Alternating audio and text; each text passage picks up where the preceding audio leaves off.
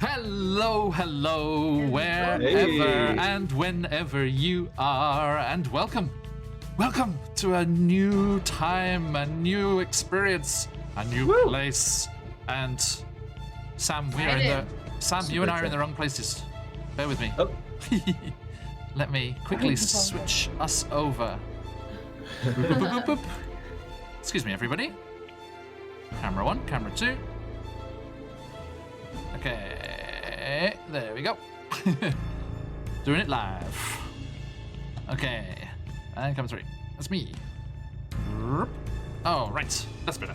Okay, so, hey everybody, welcome to this, our first full session. We had a session 0, but our first full session of a brand new campaign with a brand new group, with a brand new player of Out of the Abyss. So, a very big hello to all of our lovely players here. How you all doing? Okay? Great. Good. You ready for this? Nope. Perfect. Okay, no need to be ready. Okay. It's gonna be disastrous, but Okay, sounding better and better.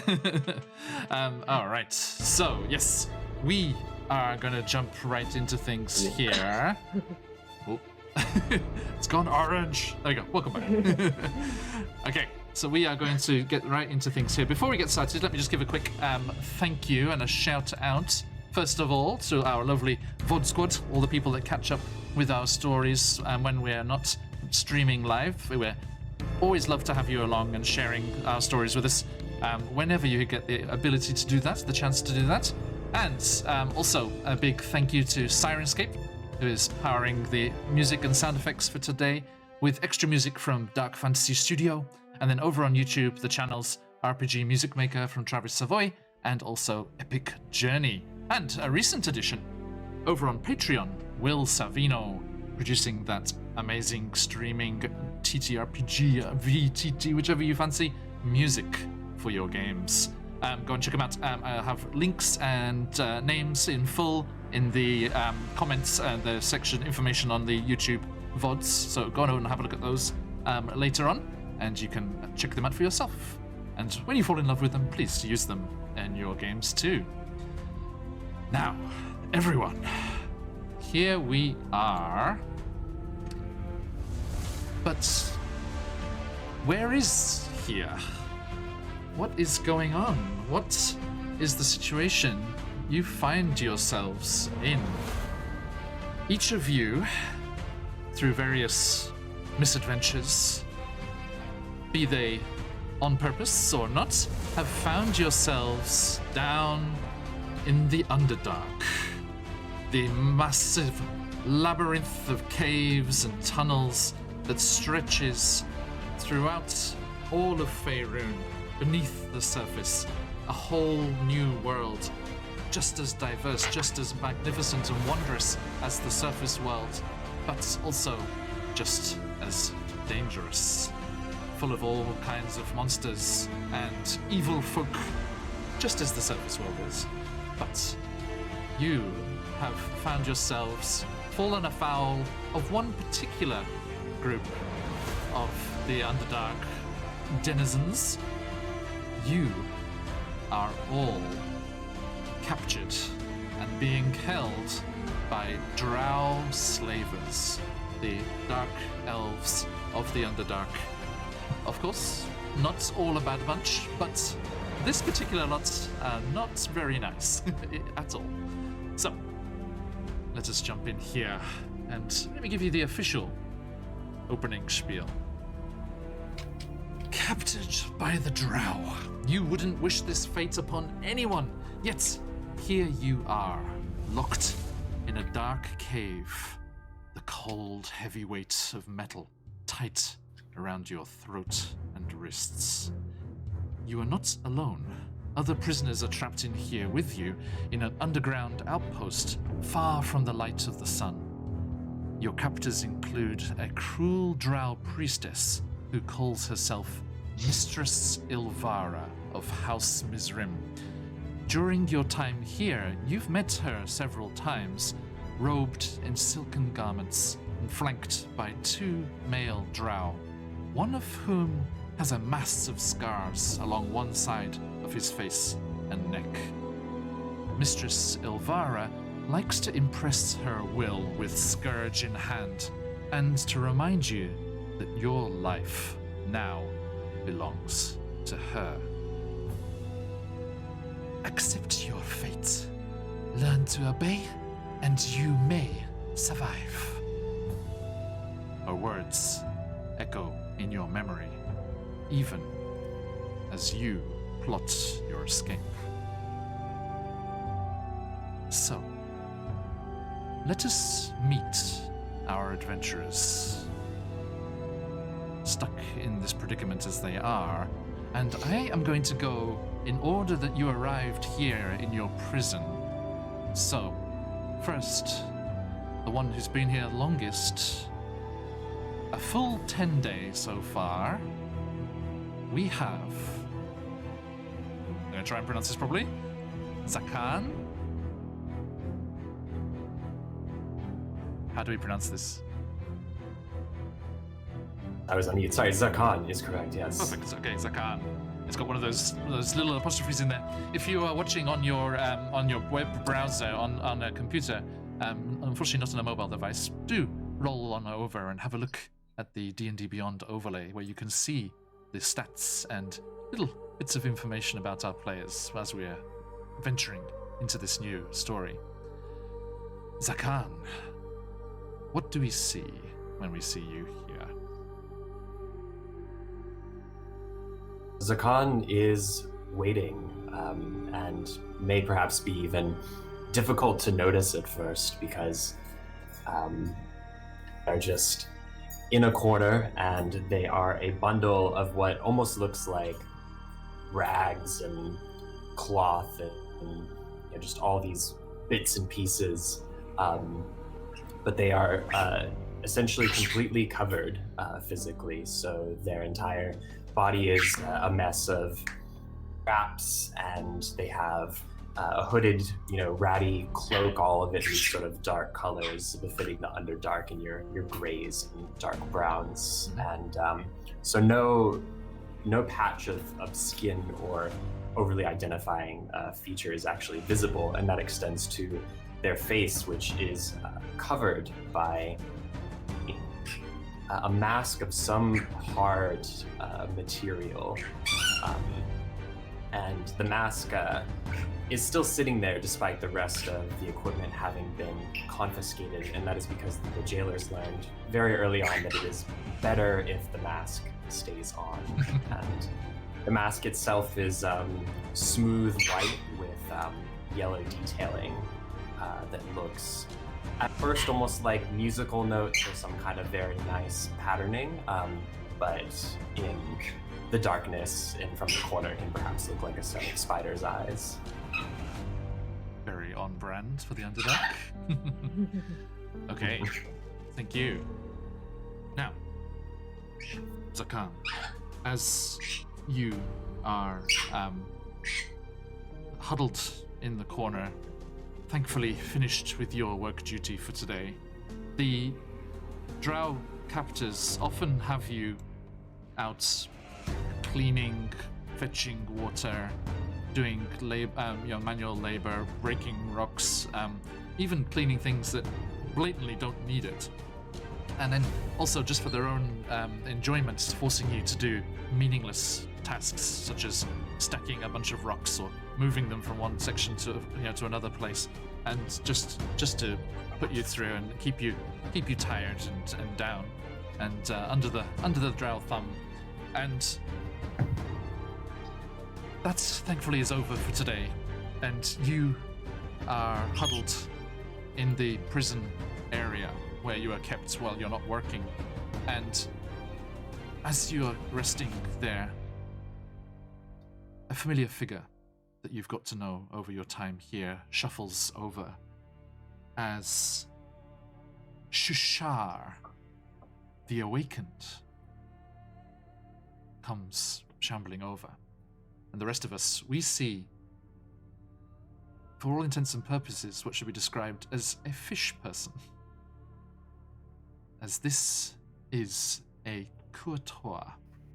And we have some lovely art, thanks to Roll20, which I shall share. Shushar, where are you? Good people. Here we are. Shushar the Awakened. Just a headshot, I'm afraid. And here he is. As he comes shambling over in these kind of long, again, very dirty, kind of rough, worn robes. Looks somewhat like a holy man. And he Looks comes super over. awake. And he comes shambling over to you and addresses you in Undercommon, which Zakan speaks, yes? And he comes over and he's like, Zakan, are you okay? You look like they worked you hard today. And Zakan looks up and says, Tushar, my friend, this is no different than what I have been used to, and it is as hard as things have been since I have been here, but resistance will pay off. What are you doing? Ones such as us, guides in the dark, we are used to using our legs, not so much our arms and shoulders. Do not worry. It is all part of the great test. We shall persevere and get through this. I do believe that is the case, and whatever this test may be, there is always an answer. Indeed. And once we are free of this mess, we can return, and I shall go back to Subludop and teach my brothers and sisters the proper way, as I have discovered.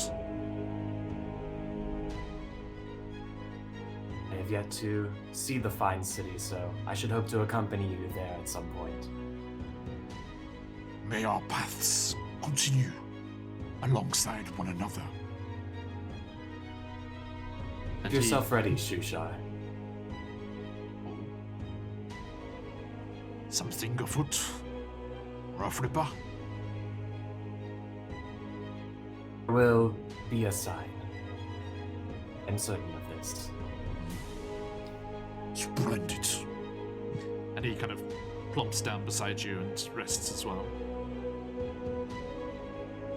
Could you please roll me a d20? Just a straight d20. I'm excited to die. Just instant. No. Oh, are we doing them through Roll20? My apologies. Right? No, physical dice is fine. Just tell me what you get. It's fine. Oh, great. 11. 11. Okay. You have not been idle during the time that you've spent here. Oh, nice. You have been keeping an eye out for opportunities and, seeing what's been going on, trying to see how the guards operate here. And you know a couple of things. The guards here on the pen are fairly alert and, keen-eyed and keeping an eye on things all the time. But you know that at either extent of the outpost, there are 2 watch stations which look over tunnels that lead out of this chasm that this outpost is situated in. And you know that the guards there are often bored out of their minds and are often not paying much attention or just like playing dice with each other and generally not doing their job properly. And that could be useful. And also, during your time, you managed to snag a carnelian gemstone. Not a perfect specimen, but definitely worth something if you get out of here and need to buy some equipment later on. Maybe for barter if you get to Slubbledoop, or one of the other areas that you're familiar with in the Underdark. Okay. And also, just jot down the value as well, because I hate having to look up. It's like, where did you get this? Like, 6 months later, when you're like, I want to sell this. It's worth 10 gold pieces. In Zakan's appraising eye. Yes, exactly. That's a 10 gold piece. It's worth 10 gold pieces. Yeah. That gets swirled away somewhere within the folds of ragged, dirty fabric. It's in there somewhere. Okie doke. Now, the next longest resident of this drow outpost is a little satyr. Sort of cloven hooves for feet and horns on her head, but apart from that, I shall leave it to the player to describe. Having been here for 7 days. 7 days? Well, even after 7 days, somehow she managed to look extremely clean. Even after 7 days, and still happy and still smiling, because this is usually the face she has. So she's quite petite, quite small compared to the average human or humanoid creatures. And she has like brownish black hair and more like Asian features. So never seen that. This is a first. And she's wearing a nice dress. And I guess she would spend like a lot of the time like trying to clean it, but not out of how do you say that? It's not because she wants to look pretty. It's just because she just likes being clean, like It's the proper thing to do. Yeah, just proper. Yeah, and then she has those little, like you said, those little hooves. Is it how you say it? Yep. And she likes saying that they're not hooves, but kind of like high heels, because she's quite small and she wants to be taller. So she's always saying, "Oh, it's my heels and not my hooves." And so that's pretty much how she is. She's wearing, I'm not sure if they took it away or not, my amulet. I guess they did. They would have taken it, yes. Yeah. Okay, so she does not have any amulet on her right now. Not right now. And then she's feeling a little bit sad because she does not have it. And I guess that's pretty much it. Okay. Concerning her physical appearance. I see. Thank you. And her name is? Ning. N-I-N-G. That's right. Yep. Twinkle eyes. Ning Twinkle Eyes. Yes. Yes, And she is a cleric, am I right? Yes. Oh yeah, I didn't even say it. She's Okay. a cleric. Yeah. And also for Zakan as well. Sorry, we didn't talk class. Although looking around you, people could have a fair idea, as the player in real life is also somewhat of a ranger with his bird companions. Yes, this is my favorite terrain, the apartment. Speaks volumes for this year. So, you find yourself, after dusting yourself down and making yourself look nice again after the work duty of the day, you are also in the slave pen, locked away with the others. And you can see, this is not only Zakarn and Shishar that's in here. There are several other figures as well. Zakan mentioned that he was kind of huddled up and, like keeping to himself. But even more so, there are two figures: a drow male and an orc, who are slunk away at the back. They were on work duty with you, and as soon as you came back, they quickly went off to their various corners of this small, crowded space, but as far away from folk as they could get. And they kind of just slump down, and just like the orc, the drow just kind of puts his head on his arms and just like slumps down and doesn't make any contact with anyone. The orc is just glowering at everyone, just like challenging anyone to have a go. He's like, just wants a reason to kick off. And he's one to stay away from. He's real trouble. And you know that he's trouble for someone in particular more than even you, as he ended up down here after his clan was attacked by a clan of shield dwarfs. And one of those shield dwarfs also ended up down here. And it is her, Eldith Feldron, who, as you slump down, comes over. And she's like, I don't know how you do it. What do you mean? How are you always so presentable, Ning? And she's all scuffed up and dusty and dirty, and her hair's all unkempt and everything. Well, I start to clean her a little bit. Like, oh, it's okay. Like, let me show you how to do it. Oh, First, don't fuss. It'll just get dirty again.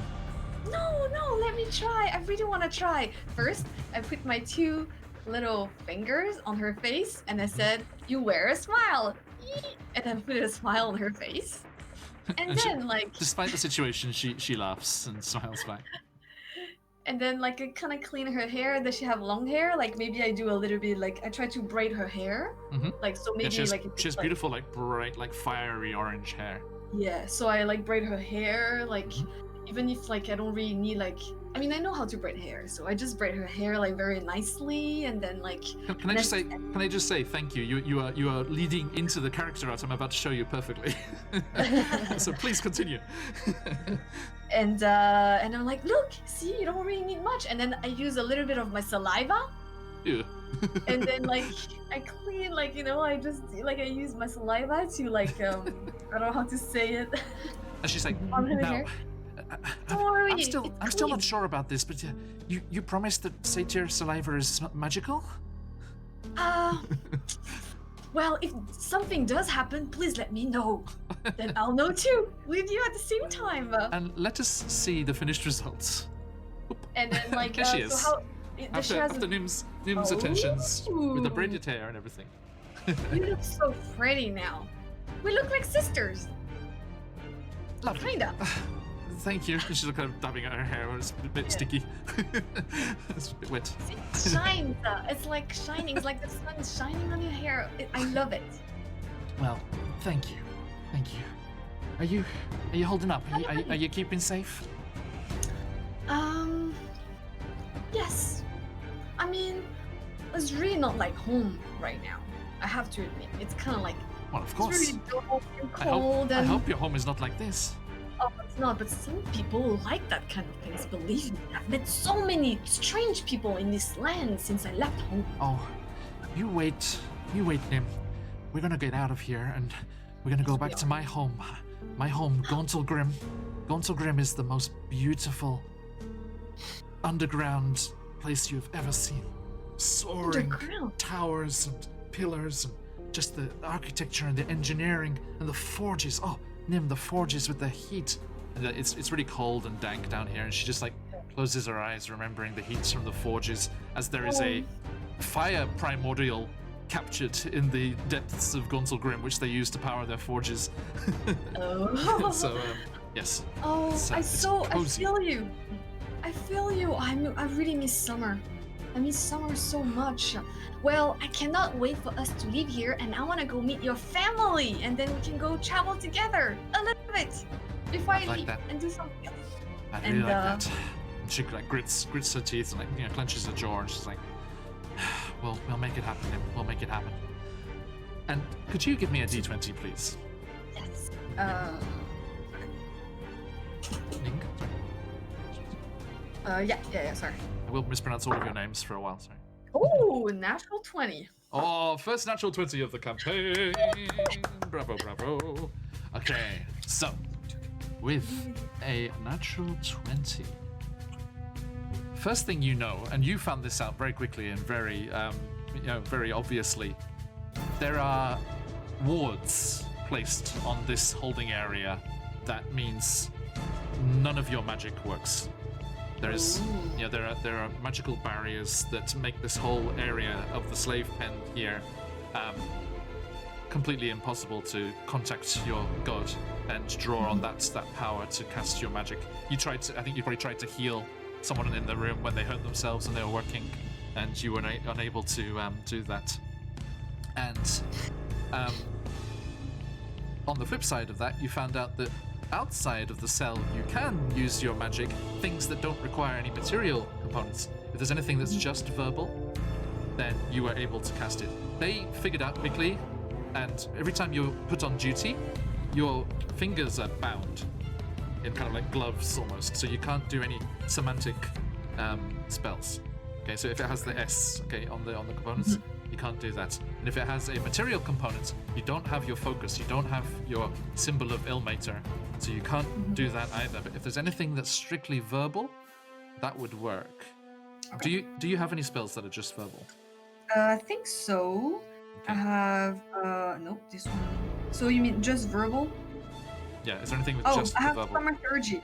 Okay, so I think, knowing that you were without your symbol and that your hands were bound, you wanted to try if that would work, and you tried some thaumaturgy, but you also realized that was a very bad idea, as this is how you actually became friends with Eldith, because the drow just went at you with their scourges. They were just like whipping you, lashing you to stop using the magic, and Eldith actually interposed herself between you and the drow and blocked a few blows for you, and you'd been fast friends ever since that. Now, She's the best. Natural 20 plus your 7 days spent here means that during one of the times that you were out working, they had you busting up rocks and stuff. You were lucky because the drow guards were distracted by the orc being surly and bullying one of the people that was working alongside him. And you noticed that one of the pieces of rock, just the way it broke, was perfect. And it had this vein of flint running through the rock. And just the way it broke just created a perfect, jagged piece of flint that was just a nice size to quickly scoop up in your bound hands and put into your clothes and hide away. And you may, on your character sheet, in your equipment, add a dagger. Ooh. Now, this is a special kind of campaign, everyone. Everyone is starting without anything, so this is what they've just managed to scavenge from here and there if they've been lucky. So yes, Ning has, for intents and purposes, a dagger, which is this piece of flint that you squirreled away. Oh. Thank you very much. And we shall move on. Next up, having been here for 4 days, we have Elora. Please. And so Alora is kind of pacing back and forth outside during her work with a very stern look on her face. She has short silver hair, which looks like she literally cut it herself with a dagger. So it's kind of jagged and the layers are all messed up. And she has a heart-shaped face, very large turquoise eyes, which kind of the childlike features kind of contradict the stern look on her face of obvious distress and unhappiness at the situation. It's fair, it's fair. She's wearing a pretty much all leather, brown leather with blue cloth underneath. Mm-hmm. Okay. That's basically it. Thank you. Now, for your interaction, we are going to skip back in time a little to I said 4 days, didn't I? Yes, 4 days ago, when you first arrived here at this drow outpost and you were thrown into this cell, this holding area for the first time. Now, Zakan, Ning, you looked up, as did your friends, immediately as this new arrival was cast into by herself. It's quite rare. Often people, arrive here in 2s or 3s as like a group of travelers was captured by the drow and brought here together. But Elora here arrived alone. And sorry, Elora, what class are you playing? I am a rogue. She's a rogue. Okay. So yes, she was thrown into the slave pen here, but you all noted how she rolled with it and sprang to her feet very nimbly as she landed in the area there and span to look with a malicious glint, a vengeful glint in those amazing blue eyes shining in the darkness of the slave pen here. And despite your nice landing, you're still down on your knees on the ground. but not for long, as Zakan, Ning, you and your friends are surprised as one member of your slave, contingent here that you, until this point, you had completely steered clear of because you were worried about just how they might, and Zakan, definitely with your experience down here in the Underdark, you would not have wanted to interact with this person, as they are a Quaggoth. Now, the Quaggoths are huge beasts-like things, and there is a lot of them here at the outpost that are actually used by the Drow for muscle. And they're much more bestial, much more savage, dangerous creatures. So all of you are kind of, even the orc was not trying to mess with this Quaggoth creature, and everyone was giving them a wide berth whenever they were in the slave pen together, and they hadn't attempted to speak to any of you. But as Elora is cast in and thrown to the floor, the Quaggoth looks up, and his eyes go wide and his jaw drops, and he rises quickly to his feet and moves much more gracefully than you would assume he would have been the case. And he moves over and offers an arm to Elora to help her up. And Elora, he says to you in Elvish, Oh, my dear lady. Are you quite all right? how dare they treat a high elf with such disregard? And he helps you to your feet. Oh, don't worry about it. We all get treated here equally. But at least between ourselves, we should treat each other due to the station to which we were born, don't you think? My lady, may I introduce myself? I am Prince Derendil. Nice to meet you. And you. You can drop the any formalities. You can just call me Elle. My name is Elora, but please call me Elle. Oh, Lady Elora, I couldn't dream of it. No. Please, do not let appearances deceive you, for I am not truly a Quaggoth. And the rest of you are just like, what? Because this has never been mentioned before, and the whole time you're here. He's like, I'm afraid I find myself in this terrible predicament. I was shape-shifted. I was polymorphed by an evil spellcaster. I am a high elf prince. I am a sun elf. How did you find yourself here? I'm not sure. It's all quite a haze. I should get the full details here. John is not sure. Hang on. Give me that roll 20 while I'm quickly finding the prince here. I'm just cracking up at Allura being like, okay, dude, we're in prison, so, that's nice. Chill. I rolled an 8. An 8, thank you. Not great. Not great. It's okay. It's okay. Where are you? Oh, here we are. Okay. So he's talking to you in this very urbane, elvish accent, and from his accent, you would recognize it to be it's from the High Forest region. And sorry, I misspoke. He's not a sun elf. He says he is a polymorphed gold elf. So he's like, yes, I'm afraid an evil wizard who had designs on my royal family and wished to usurp the crown. His name was Terestor.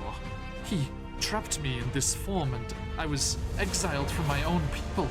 And as I was traveling, these ruffians, these scoundrels, snapped me from the surface and dragged me down here into this god's forsaken place. Dear lady, let us stay together. We shall get through this. I promise you.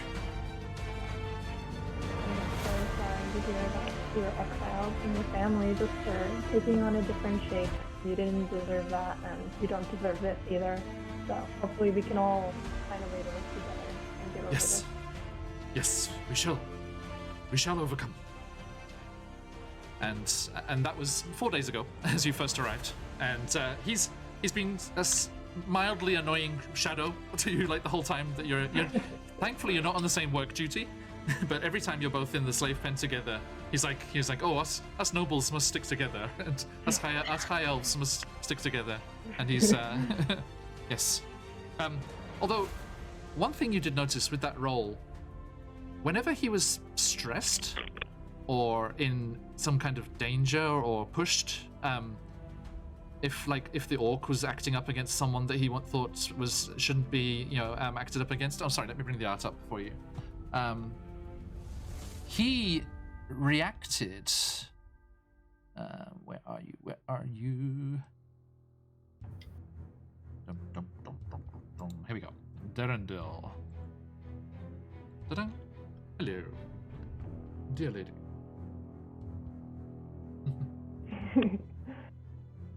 This is Prince Derendil, self-titled. I would call him Darendil. He looks disgruntled, but does not stoop so low as to react vainly. He, when he was pushed and when the orc was acting out in a way that endangered other people as well,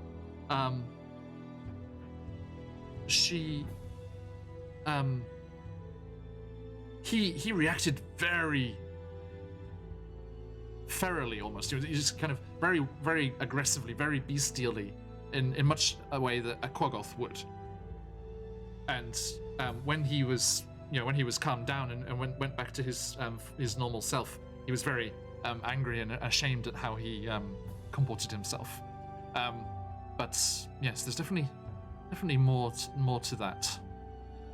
Okay, now, sorry, you said a 7, yes? 8. 8, thank you. Plus that 1, plus your 4 days. So, let me get the thing here. Okay, an 8 plus your 4 days. Okay, you, for what it's worth, managed to swipe a single gold crown, a single gold piece, which on one side has a spider, and on the other side has a female drow head shot there of what must be one of the rulers of a drow city, or maybe of the drow in total. You haven't plucked up the courage to go and try and talk to that drow and ask who it is, because they look very, very unapproachable. Mm-hmm. Okay. Now, as you are all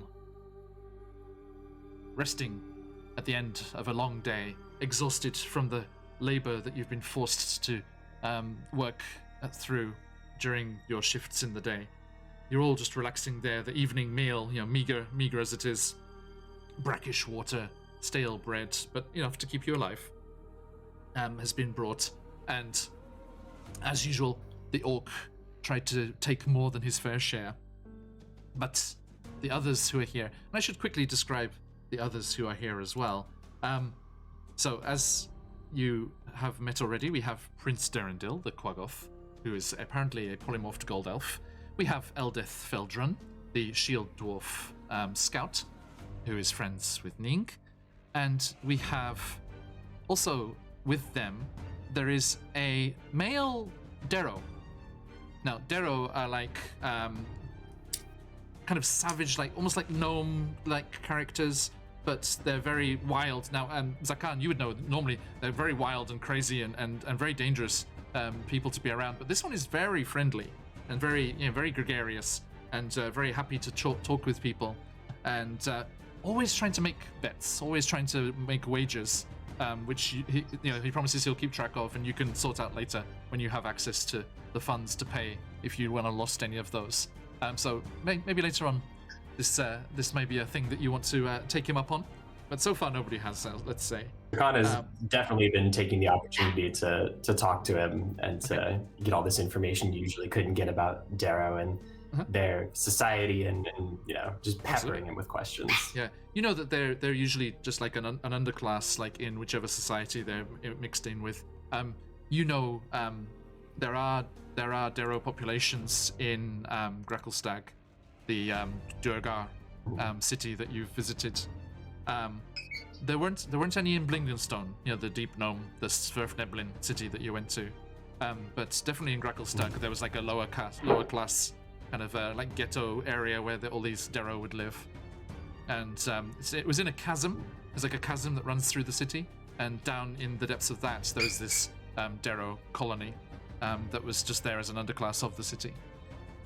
And also, there's a fair few people in here. Speaking of Blingdenstone and the Sverfneblin, the Deep Gnomes, there is Jimjar. Jimjar is a bit of a Oh, sorry, I'm mixing these people up. Jimjar is the one who likes to gamble and wager with everyone. I'm sorry, excuse me. The Sverfneblin. The Darrow Bupido is talkative and keen and disarming, but he doesn't do the gambling thing. Sorry. Jimjar, this Sverfneblin, is a bit feckless and a bit reckless and things, and he takes risks and doesn't look after himself too well. But he does try to be as friendly and like I say, make these wagers with you on every given opportunity. He's like, I bet I can push that drow off the ledge. There's like these spider silk ropeways, as the viewers on our channel here can see on the overlay here. A couple of drow looking over this is the outpost in the background here. There are these spider silk rope bridges between the ledge where your pen is, and then the main areas where the elite warriors and the drow priestesses are keeping their quarters are made from hollowed out stalactites hanging from the roof.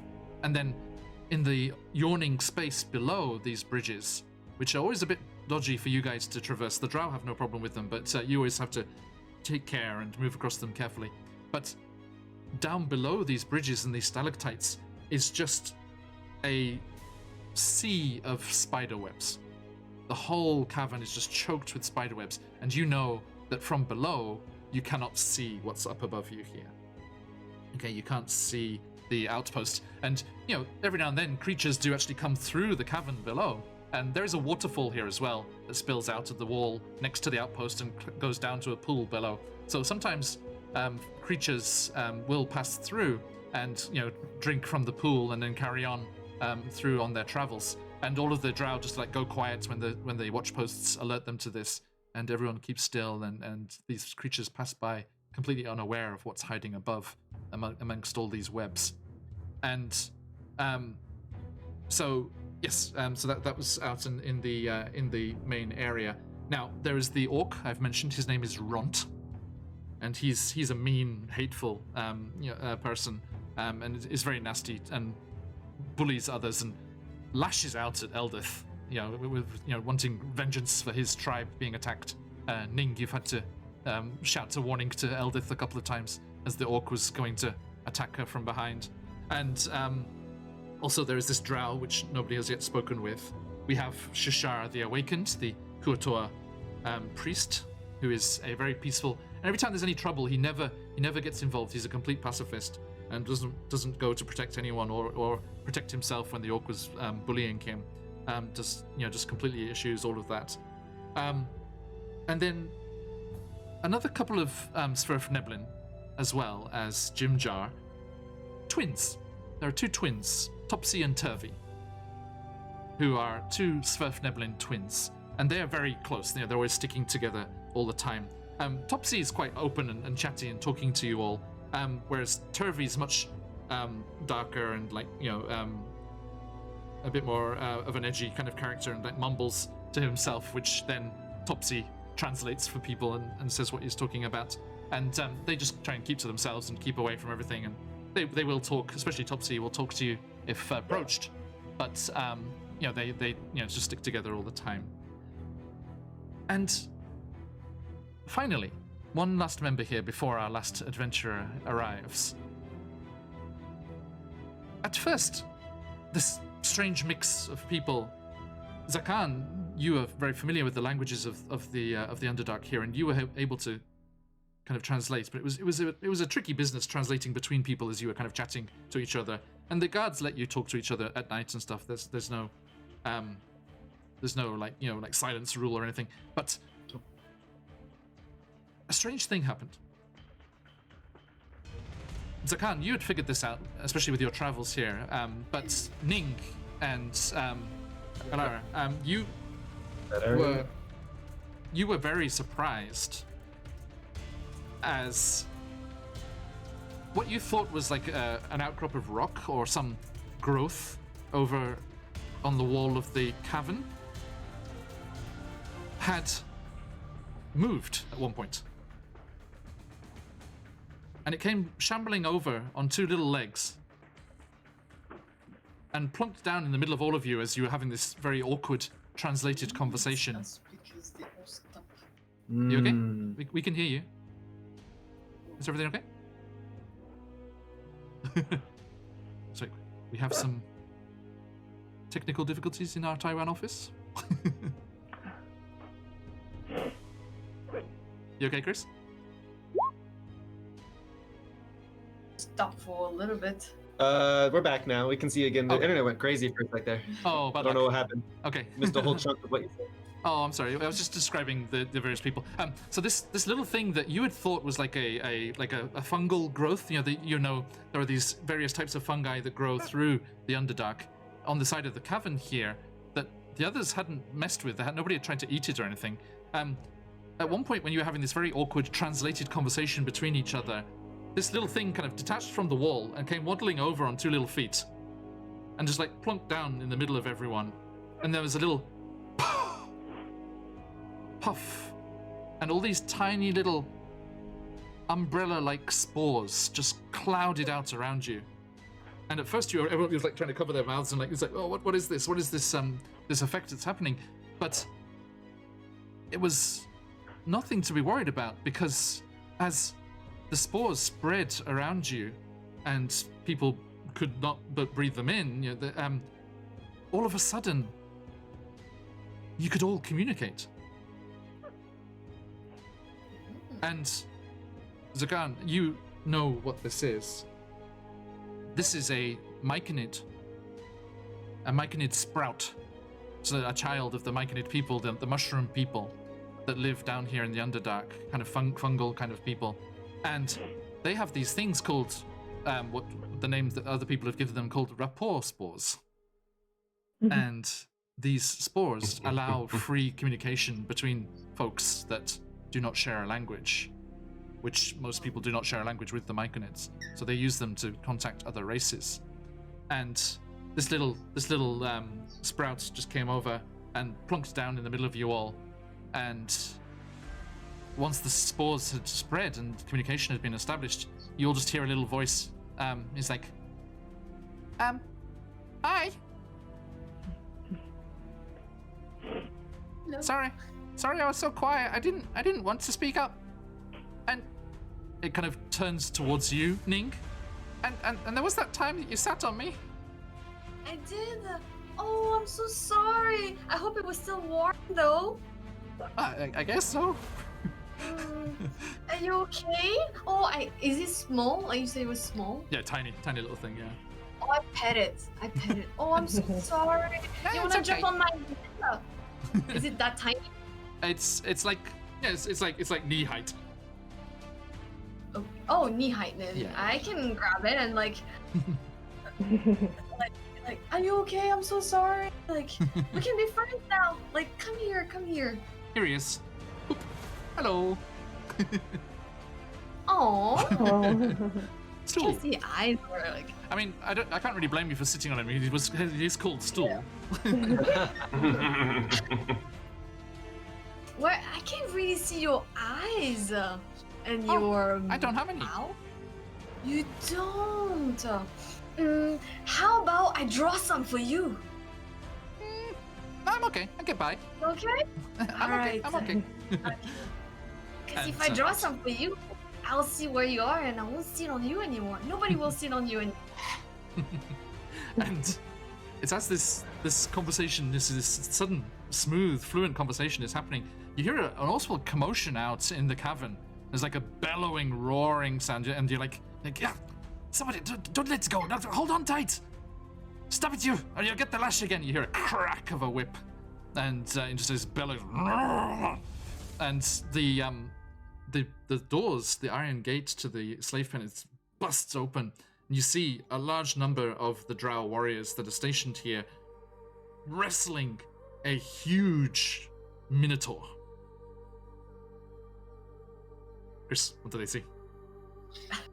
So you see, like he said, a hulking minotaur, probably somewhere from 7 to 8 feet tall, just ginormous. He's black, dark skin, black hair going from the top of his, kind of the back of his neck down, across his shoulders and back. And you see a big gash now, like a very recent wound, kind of bandaged up right under his rib cage, as well as just general scratches and scars all over his arms, and as well as his 2 horns. You see dents and all kinds of scratches taken out. One of them has a metal cap on it, seems to be a replacement for a piece that broke off. And you also see a tattoo on his left shoulder, something like, almost looks like a crown with 3 chains coming down to a horn. As he Thank you. bursts in. Okay. So yeah, all of the drow guards and the elite warriors as well, they're all trying to manhandle you through and like drag you out with these ropes that are all bound around you, and your arms are like bound to your sides. So you're just trying to break free of them and fighting them. And they're like, stop it at once. And you see the lady of the outpost, Mistress Ilvara, comes onto the. She's like, what is going on here? You get in your place. And she just lashes out with that scourge of hers and just this vicious slash across your shoulder. And she's like, I see. You are able to take it, are you? Well, maybe you have a protective streak. And she nods at one of the elite warriors, and they nod back, and they come striding towards the rest of you in the pen here, and he just leeches out, and Ning grabs you, and just hauls you out of the pen, towards where they're all standing, and Mistress Ilvara looks at you, Ignatius. Which is it to be? Do you go in there quietly and keep the peace? Or do the spiders get fed today?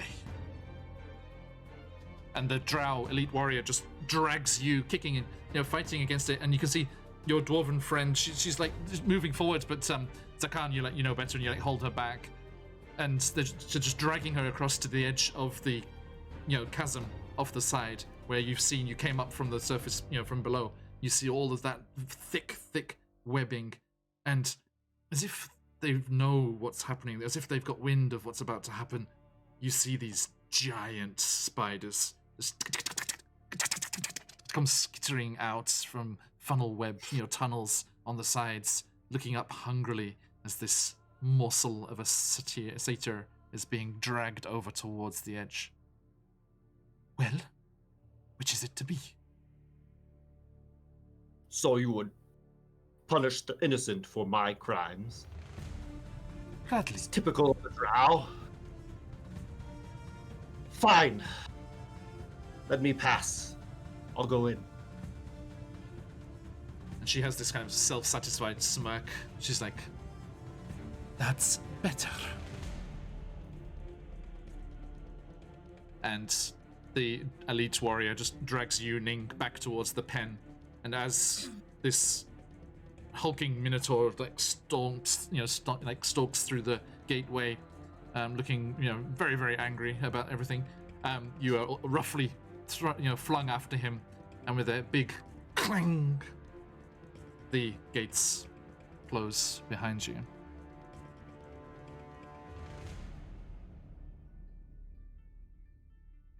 Thank you, Syrinscape. That's nicely timed.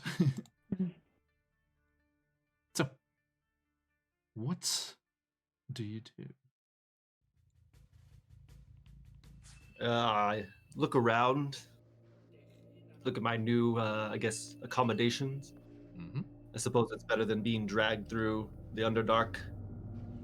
At least to get a brief respite here. Find a place and sit down. Okay. plump down against the wall. You are left alone. I was going to say I was going to walk toward him because I almost got killed because of him. So I'm walking like tick, tick, tick, tick. Oops, sorry. I'm like, hey, you. I mean, you're sitting, right? So it's not like looking up. Right, I'm sitting here. Yeah. Hi.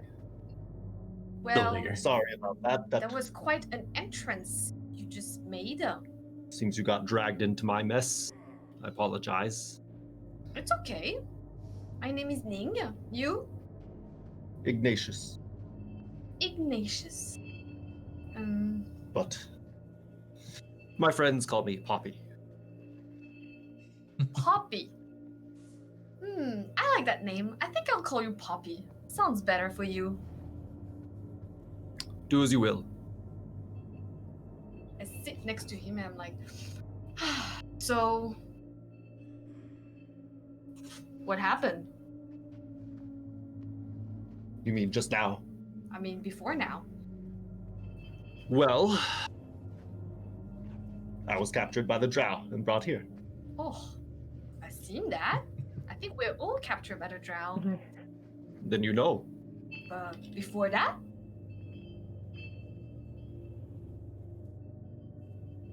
I do not know you well enough to share my story, I'm afraid. I can tell you my whole story and then you'll know me very well and then you can tell me your whole story. I can start from when I was born. It was long time ago. It is true, she will. Zakan. He just looks around kind of for help, like, and everybody else, like, can you make her, like, stop her? Ignatius, on a first name basis with the jailers, it would seem? I was with them longer than I would like to have been. I was captured far from An here. ally. Sorry? Ally? Not at all. Opposite of that. And you, yourselves? Would you consider yourself... I am...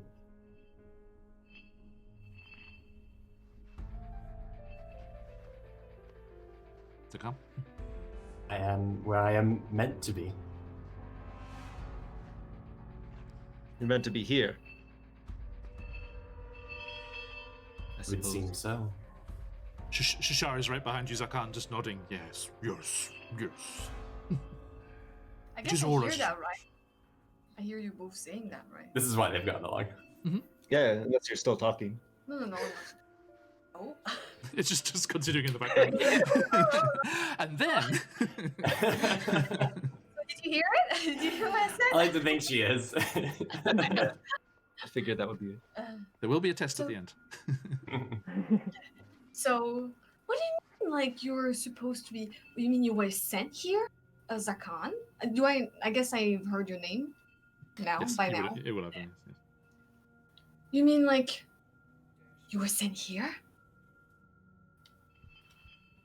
Zakan? Was given instructions to be here. What reason I do not know, but easiest way to get into a prison is to become imprisoned. So you were willing! This is so great! A willing prisoner! Wow! I think I have a lot to learn from you. It has not granted me much benefit in terms of peace of mind, or prevented me from the end of the scourge, so I am not sure what advice I could give you. It's okay. When it'll be time, you'll know it. That's how I do it. On that, we very much agree, and feel that perhaps that time is drawing closer. Things are changing.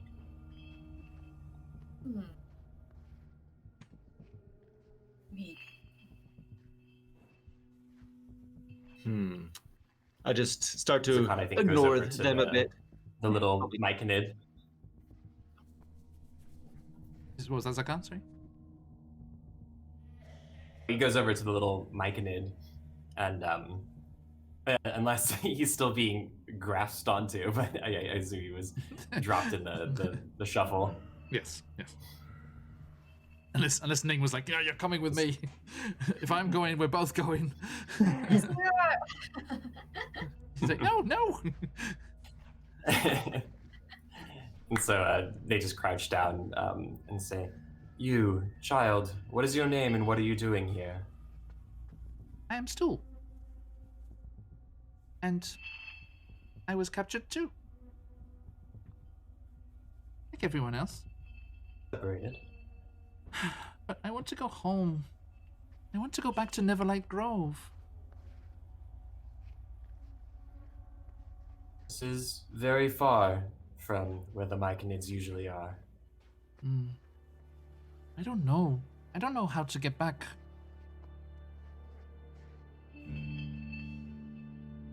Maybe we can help each other. Maybe we can all help each other. If we get out of here and we get back to Neverlight Grove, my people will give you sanctuary. You can rest there. That was really good. I think my friend over there. Sorry, I forgot her name. Elora? Oh, Elder? Oh, the Eldith. dwarf? Eldith, yes. Eldith. Eldith. She also wants Eldith. Mhm. She also wants to go back. I think all of us would want to go back. Maybe And if we try it all at the same time. And Eldith nods. She's like, yes, if we can somehow find our way back to Gondelgrim, then we can get back to the surface. How about you? And then I look at Eldora. Do you want to go home? Elora? Elora, sorry. No, yeah, I also would like to go home. Well, wherever home is, just not here. Honestly, anywhere that's not here. Ignatius, you seem like you put up a good fight. Did you happen to know any way out of here, or have any information to share with us? Would I have any other information? But I just got here too, so. Yeah, you just arrived, and you would have been, you would have had like a sack or something like over your head, with the horn sticking out, piercing through the sides. Because yeah, they wouldn't want you to know where you were. You just know, all of you know that this is a temporary thing. And actually, Zakan, you're surprised you've been here this long, because you should have been shipped on to the Drow capital of Menzoberranzan by now. But it hasn't happened. You've just been stuck here, and they essentially came here voluntarily. Do they know whereabouts in the Underdark they are, at least for the moment? Who, sorry? Zakan? Oh, hello. Does Zakan know where they are? Yeah, yeah. Given that that they surrendered themselves essentially to infiltrate this place, and or where they captured, off-site somewhere. It was just, it's like, hey, take me to prison. You know that you've never come this close to Menzoberranzan on purpose. It is a very, very treacherous place.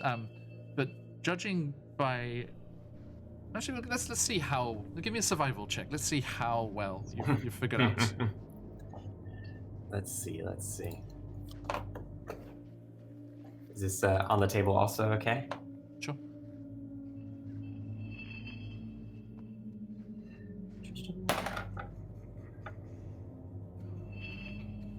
So that is 12.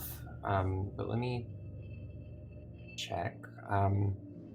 Proficiency bonuses doubled for proficient skills when you make a check related to your favored terrain. So Nice. that's a 14 in total. Okay. Well, yeah, of course, not being able to pinpoint exactly where you are, you figure out from a general idea of location that you must be quite close to Dark Lake. Mhm. And Shushar also confirms that when you checked with him, and he he claims to be able to kind of have a scent of the dark lake on his on the air of the caverns.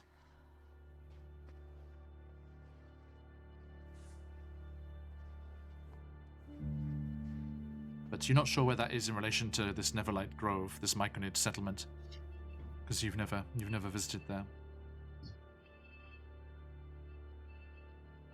So they think about it, and like as this sort of talk of getting out comes up, and they say, we are likely to be moved soon, moved towards the capital, and should we arrive there, there will be little hope of anyone going anywhere. But when they are attempting to move us, that things will be at their weakest. These moments of change when the routine is interrupted. It's when So, please, Ning. so you mean we should try when we're gonna move to the other place, right? Do you think it's gonna be soon? It has been longer than their patterns usually are, and I am surprised that not only are there so many of us at this temporary location, but we have been held for so long. We are beginning to grow in number, which is dangerous for them. How long do one usually stay then? Like, I've been here for 7 days. It's really long, 7 days. It's then that Topsy pipes up, you know, the twin, the talkative twin. You just think, Yeah, it's right strange, isn't it? It's like, there should have been supplies come through from Menza Branson for the outpost. They usually come through quite regular. Me and Turvy here, we were making it on our own, getting around the place here and there, finding little ways around, and we used to come across supply caravans quite regular, like, and they come out to these outposts quite a lot, but nothing's been through.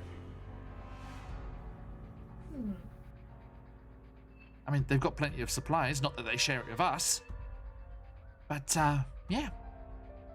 It's a bit odd. It's a bit odd. and Prince Derendil comes over to you, Elora, and is like, Lady Elora, if the shield dwarf is correct and there is a way through up to the surface, we should make every effort to break free, don't you think? I agree, we should. But first of all, we have to figure out how when we're all tied up and the people, the magic users, can't use their magic. What are we supposed to do? Indeed. Well, I'm What sure. if we... Yes, I'm sorry, Nick. Please. I was going to say, what if we pretended like to have like a riot between us or something like that, or like just like having some kind of commotions, and then they'll have to open the doors and everybody's ready to do something. I think sometimes chaos is good. Just saying.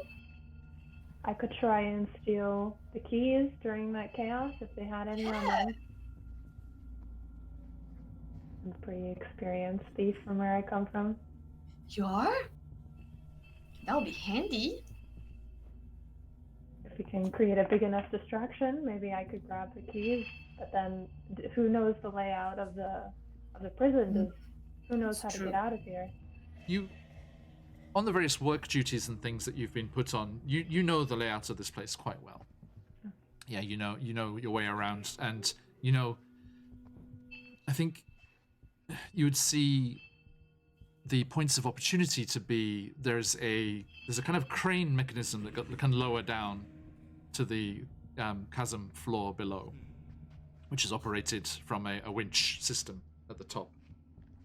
There are steps leading down from the edge of the outpost, from those watch points where they guard the tunnels coming in and out of this ravine, and there's the waterfall and the pool of water. It's a decent-sized waterfall, so it should be Shouldn't be too dangerous a jump. Maybe if you jumped into the webs first, and then from the webs to the water. Very safe idea. And still comes like plodding over. She's like, you will take us with you, won't you? Of course. Absolutely. We all need to get out of here. This won't work unless we all cooperate. That's for sure. Runt, the orc, he's like, Well, I ain't cooperating with her. and points at the dwarf. Well, I wouldn't want to work with you either.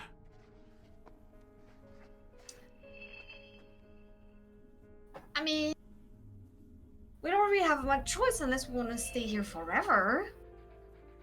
Those who want to cooperate can just get out. I think that should be the only way. Come on! And then I, slap him on his back. It's okay, just a little bit of cooperation. Okay, And that. he just like forearm just like smashes you onto the floor. He's like, Get off. Do I get like? you, I get guess- you don't get not any wounds, but you get knocked prone. Okay. Stand up. Fine. Kind of Stay here. stands between them. I know how I can help. He looks down at you, Ning. You said we should start a ruckus. Start That's an some trouble. You're gonna start. You're starting right now. I feel like you're starting right now. I'm ready to go anytime. Me too.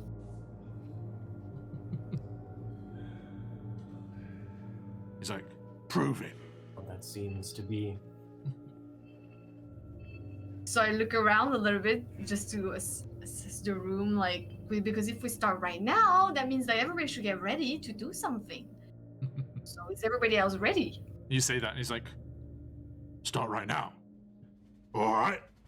he just like slams his fist into the shield dwarf's face, and she just crumples.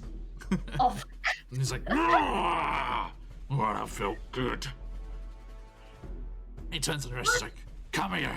I haven't eaten proper in days. and he starts walking towards the twins. The surf Nebulin like they're like running up. Everyone's just like panicking around. Maybe we could start a little bit of an equal fight. Any of the stronger people here want to get in with the sword? The prince has stepped between you. He's like, stay behind me, dear lady. I shall protect you. Laura rolls her eyes. Biggest sigh. and your puppy, come on, you're as big as this thing. Do I see everything that's going on? I've been kind of nodding off a bit. Yeah, you've been in this conversation. The orc just turns, he just points a big gnarled finger at you. He's like, You stay there, you big effer. So I open my eyes and I'm like, I have some pent-up aggression to get out too. And I stand up slowly, kind of shake myself off. he's down the other end of the cavern because he was stalking after these two surf Nebulin, and that you just you turn at each other and just slow motion. So is he pretty far away? It's a good 15 feet, 20 feet. Oh, just 15 feet. Yeah, 15, 20 feet. I was just gonna say I dash toward him as fast as I can. Okay, you start hurtling at each other. Give me an initiative check. Okay. Dun, dun, dun. It's a 13 plus 2, 15. Okay, let me just grab his quickly. Sorry. Oh, he's got 7. Oh no, 6. So your training kicks in and you are faster.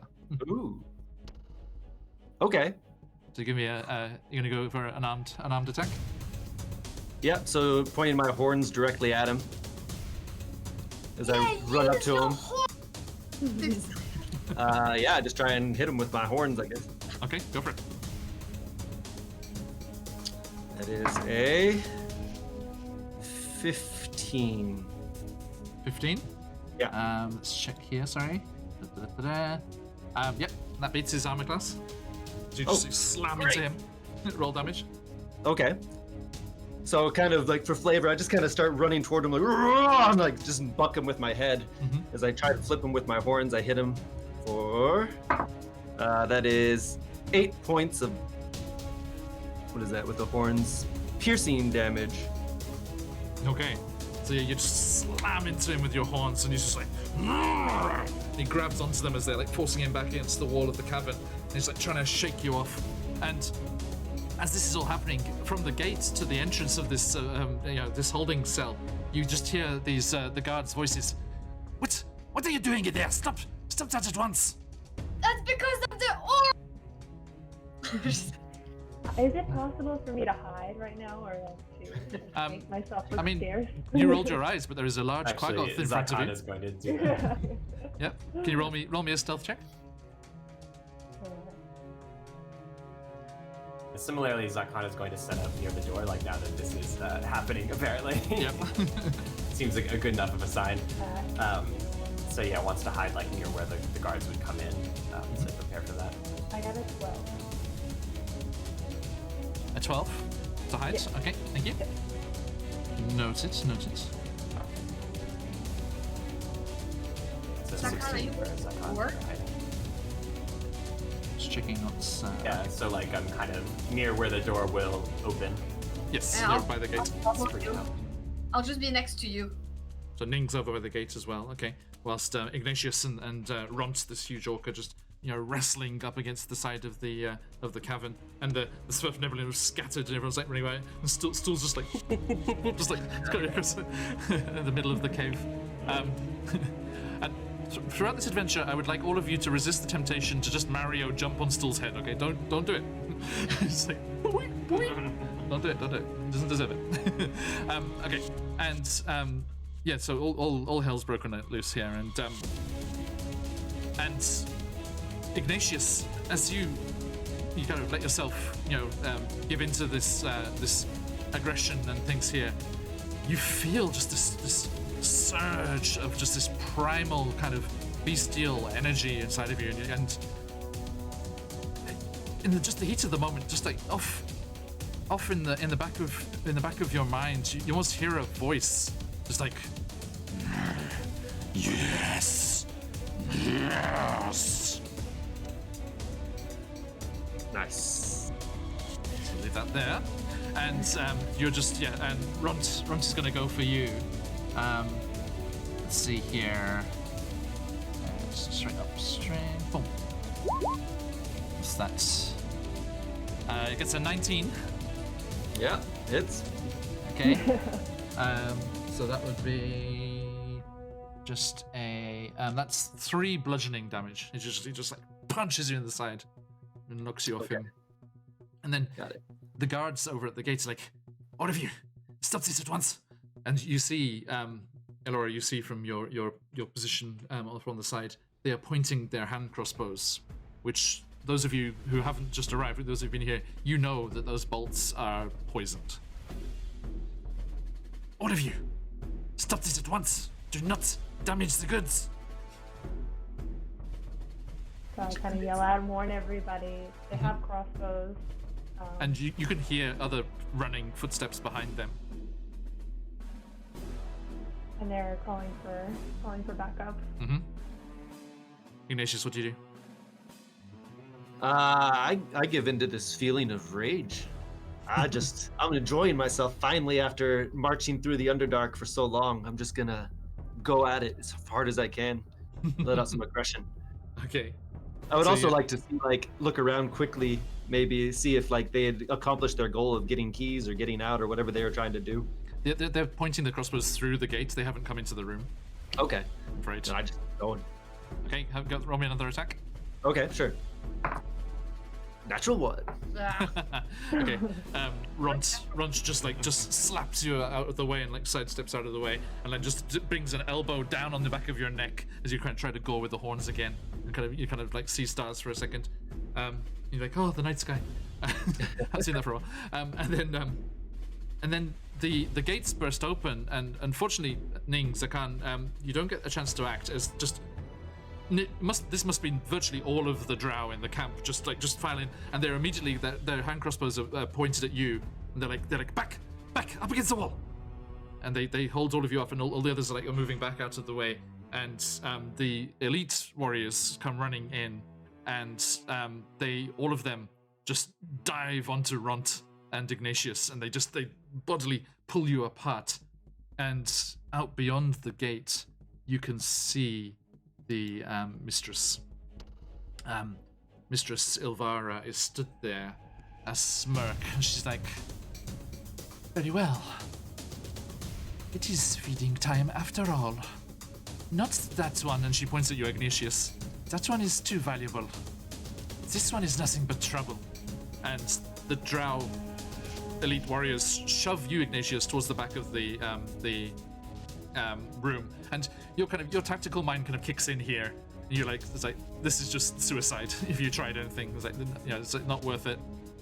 You kind of feel that kind of aggression, that kind of rage start to kind of simmer down a little bit and kind of just bubble under the surface, and the other elite guards just physically haul the orc Runt out, and they just shove him onto the cave floor in front of Mistress Elvira, and she's like, "You have made a fatal mistake. Come on." And she starts walking away towards the chasm. She's like, "Bring all of them." And the drow guards just herd all of the sort of Neblin, Stool, everyone out. He's like, "They should witness this example of what happens if they step out of line." And the elite guards grab Runt under the arms, and he's like trying to break free. But these are very well trained warriors. They're very strong in their own right, and there's enough of them to keep him grappled. And they march them over towards the edge. And he was also very badly wounded by Ignatius. He only had a few HP left, so he's in a very bad way as well. And Mistress Ilvara looks over, and she's like, "Well then, as we like to say around these parts, au revoir." And the elite warriors just hurl, and Rod's like, and just falls off the edge, thrown bodily over the railing, and falls. But the scream doesn't disappear too far, and you are kind of ushered towards the edge yourselves, and you can't help but look down, and you see Ront cushioned in the webs that are just festooning the ravine below you. And then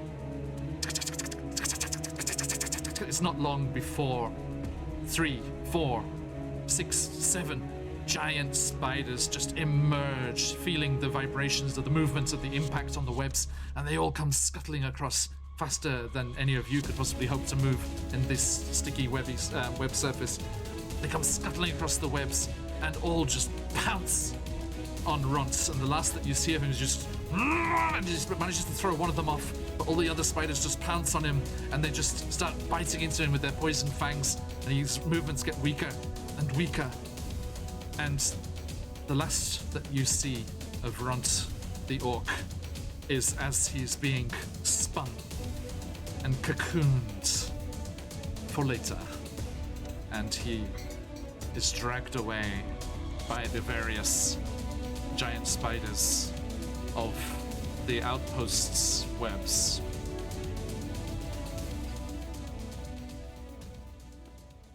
Now. So with Yes. the guards and things that are out here, does it seem in Zakan's sort of observations over the past 10 days that this is pretty much all of them? No, there's probably about 6 or 7 missing. And they have us all how lined many up. are here compared to how many are us? Yeah. Of you. With the inexperience of some of the others, they wouldn't have brought you out here if they thought it would be dangerous. You think it would be a bad idea. So he's just gauging numbers and yeah, not in your favor. Yeah. Did they spot with the elite guards here, who I imagine don't come to the cells very often? there any keys or things available on bodies there? They don't, but the two that were on the gate, the ones that were on the gate have the gate keys, clearly. Do they have our Yeah, so the ones. backs to us, or are they facing us? They are forcing you to watch Ront get killed, so they're behind you. Okay. Now, as this finishes, this whole spectacle finishes, and they start to kind of herd you back towards the pens. I mean, there is a shuffle, and Jimjar, the Sverfneblin fella. Just make sure I got the right one here. Yes, that Sverfneblin Jimjar. He kind of looks up at you, Elora, and he kind of like a little half smile and nods. He's like, "I bet you can't get the keys." And he like stumbles. He's like, "Oh!" and just like falls into the guards and gives enough of a distraction to make a play of it if you wish. So yeah, as he's falling, Laura tries to nimbly reach out and grab the keys from their Give me belt, I guess. Give me a sleight of hand check. Yes, there are keys on the. Sorry, what were you going to say, Zakan? Oh, is that distraction that he's offering Grant advantage? Because if not, Zakan can also assist in some distracting here in order to help. I think Jimjar created the possibility, and Zakan could do the help action. So then Zakan will help by like. Yes. So can I roll with advantage? So once we're out of the gates, we've been able to cast, right? They just beat us up if we do it. Yes. So Zakan will cast the light cantrip to create a 20-foot radius of very bright light immediately where they are. Yes, and whilst it's not sunlight, it's still not ideal for these drow, and they're like, yes, and that will give you advantage, Sam. So roll 2d20, take the highest, and add +8. Okay, so my highest was the D&D Beyond does it automatically, so nice. I got 15 was the highest. 15? Okay, so yeah, that's 23, so that's more than enough. So in this flurry of movement, as all the drow kind of try to protect their eyes, and as they get over it, you see Zakan go down under like a flurry of blows. He's just like, subdued, and like, what are you doing? Don't you dare cast any of that magic around here! Get them back! And Mistress Elora is like, get them back inside at once! And you're all quickly ushered back towards the pens. But Elora, you are a ring of keys heavier than when you left. And with that little beat there, I think we shall stop for today. Thank you, everybody. Thank you. I should apologize. Here's me showing, all of this great, character art for all of these NPCs. And we have wonderful PCs too. So, Sam, as a welcome to your first D&D campaign, Carney Sideshow, to our first extended length of play together, and Stephen as a welcome back. As Stephen was a player in my first ever campaign, I would like to give you this. On Roll20. I recommend. Ooh. I recommend rolling over and clicking on the magnifying glass. Oh my god! That is this so cool. This is incredible. So nice. Here we have Ning, Zakan, Ignatius, and Elora. And a huge shout out to Ryu Toshi on Instagram. Check them out for their wonderful art. So good. I wanted to go with something a little Japanese feeling, as I am based in Japan, and Sam is too. So nice. Yeah, it looks really good. Thank you so much. Happy, Oh, right. happy new Good campaign, looking everybody. I will be sending over the individual pieces to you all off here. And sorry, I should change this overlay of ours as well, shouldn't I? Boop, boop. Dang, there we go. Me and Sam are in the wrong place again. But apart from that, because there's me too. So. Yes, yeah. Have a look at my overlay. So sorry, Yeah. Chris, Ooh, you. the DM looks cool. Even Yes, Chris, you and Sylvia have to be super friendly, which I think shouldn't be too much problem. Is you're going to disappear behind your characters there. You're gonna keep it cozy in the middle of your screen there, eh? especially you, Chris. You're going to disappear behind Ignatius. I tried to get the height a little bit right. I couldn't do Ignatius' benefit, otherwise you'd just be halfway over the Roll20 screen, sorry. But, Yeah, for sure. That's so, cool, really good. Thank you. I want to print it out. That's super gorgeous. oh, don't. Yeah, I'll send over. There's a much bigger copy of this than we got here. So, let me just before we shift off the screen here, let me fix Sam and I just so we can get this fixed properly for next time. Sam is down here, and I am up here behind my evil-looking self. And The big bad. the big bad. That's only in the Discord. Okay, there we go. That's better. Okay, so a huge thank you for everyone that dropped by and was watching the beginning of our news story here. And thank you to my lovely players. I cannot wait to see how you escape, if you're using this key or will something else present an opportunity. I don't know, but I'm looking forward to exploring the Underdark with all of you. And Thank you for DMing today. Yeah. That was awesome. absolute pleasure, Thank absolute you. pleasure. Yeah, If playing with all the new friends. yeah, is, always good, always good. So good, so good. Now, if people have time and are sticking around, later today, I get to DM twice today. Later Ooh. today, we have our Curse of Strahd game. Tomorrow is our Descent into Avernus game. Next week on Tuesday, it's a national holiday here, so no Rime of the Frost Maiden, I'm afraid. But next Thursday, we will be back, Wednesday in the United States, for a continuation of Out of the Abyss. Yeah. So, So awesome. thank you so much. Big thanks to everyone over on Carney Sideshow as well. We are dual, showing this to everybody. yeah. Thank you for Okay, everybody cool. who dropped on our channel. Yeah, thank you thank you. also. Yeah. Yep. Huge thanks to everyone who came by. And yes, we shall see you all next time. And as we like to say around these parts, only Sam and I this time around these parts.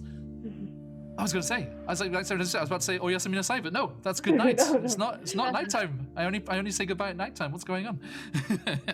Okay, so as we like to say around these parts, sayonara. I have to go with that one instead. Thank you, everybody. See you next time. See you. Bye. Thank you for watching.